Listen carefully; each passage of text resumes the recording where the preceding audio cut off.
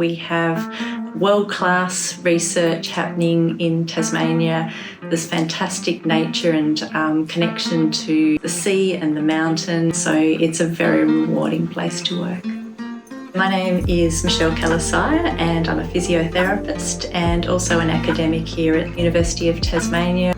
I worked as a physiotherapist for probably about 10-15 years. I realised that we didn't have a lot of evidence for some of the things that we were doing in physiotherapy. So I worked mainly with older people in rehabilitation, and I saw a lot of people with different walking problems and how I guess the conditions of the brain affected people with their walking, and I was really curious to know more about that and to create some of the evidence for some of the things that we did.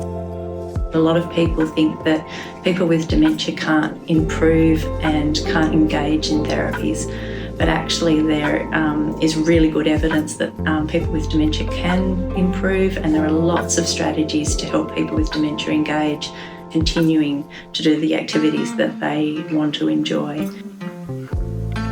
I was diagnosed with Parkinson's disease just over 2.5 years ago, and yes, it was a really big shock, and I suppose it does change the way you think about the future.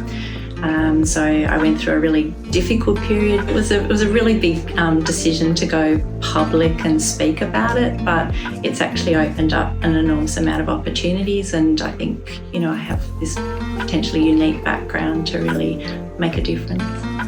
Along with some other people here at the university, we started up the Tasmanian Parkinson's Project, and that has a dual purpose. So it looks at educating the community about Parkinson's disease, but it also is aiming to improve services for people living with Parkinson's disease, as well as looking at the early detection.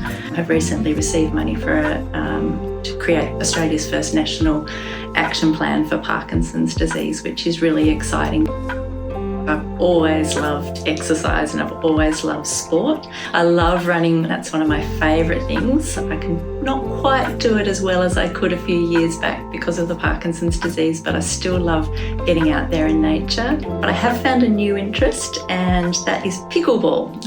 And I am very addicted to pickleball.